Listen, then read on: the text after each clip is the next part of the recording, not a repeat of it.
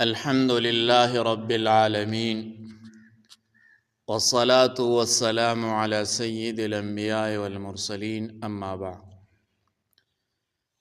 میرے محترم بھائیو، آج میں قربانی کے متعلق 3 مسائل بیان کروں گا، اور یہ تینوں مسائل قربانی کے جانور کے متعلق ہے۔ اس میں پہلا مسئلہ یہ ہے، داغ دیے ہوئے جانور کی قربانی جائز ہے یا ناجائز ہے۔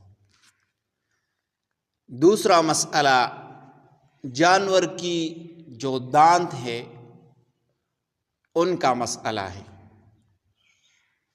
اور تیسرا مسئلہ چوری کے جانور کا ہے، یعنی جو جانور چوری ہو جائے اس کی قربانی جائز ہے یا ناجائز۔ یہ 3 مسائل ہیں، تینوں مسائل سن لے اور دوسرے کے ساتھ ضرور شیئر کرے، جزاکم اللہ۔ تو پہلا مسئلہ یہ ہے، داغ دیے ہوئے جانور کی قربانی جائز ہے یا ناجائز ہے۔ داغ دیے ہوئے جانور کی قربانی بلا کراہت جائز ہے، کیونکہ داغ صحت کے لیے دیا جاتا ہے، اس سے گوشت پر کوئی اثر نہیں آتا، اس لیے داغ دیے ہوئے جانور کی قربانی یہ جائز ہے۔ دوسرا مسئلہ دانت کا ہے۔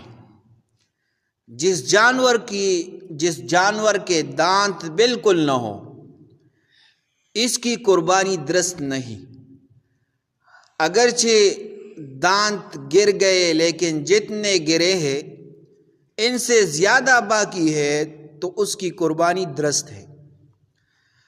اگر بکرا بکری کی عمر 1 سال اور گائے بھینس کی عمر 2 سال اور اونٹنی کی عمر 5 سال پوری ہو چکی ہو تو ان کی قربانی صحیح ہے، یعنی اس پر قربانی ہو سکتا ہے۔ دانت نکلنا ضروری نہیں ہے بلکہ مدت پوری ہونے شرط ہے، یعنی مدت شرط ہے، دانت شرط اس میں نہیں ہے، قربانی میں دانت شرط نہیں ہے بلکہ مدت شرط ہے، بلکہ مدت پوری ہونی یہ شرط ہے۔ لہٰذا مدت پوری ہونے کی صورت میں دانت نہ بھی نکلے قربانی صحیح ہو جائے گی۔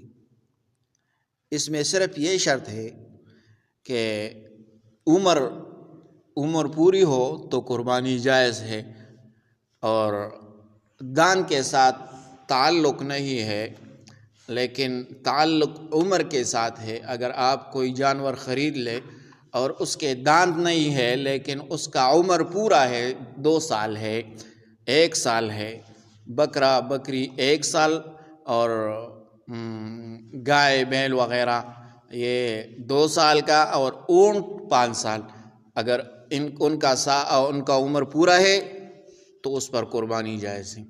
تیسرا مسئلہ چوری کے جانور۔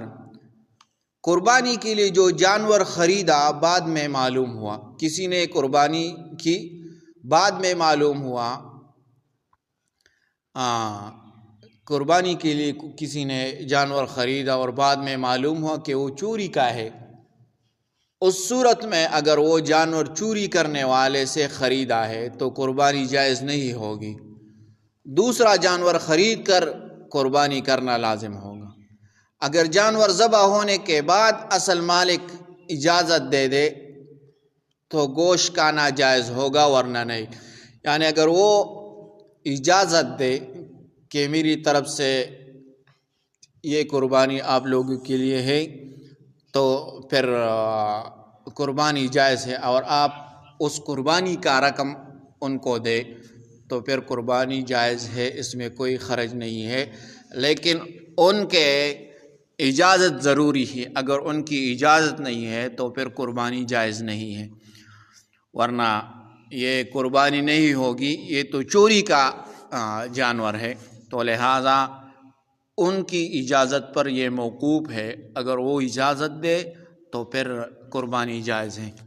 تو یہ 3 مسائل ہے، یہ یاد کر لیں اور دوسروں کے ساتھ شیئر کریں۔ جزاکم اللہ۔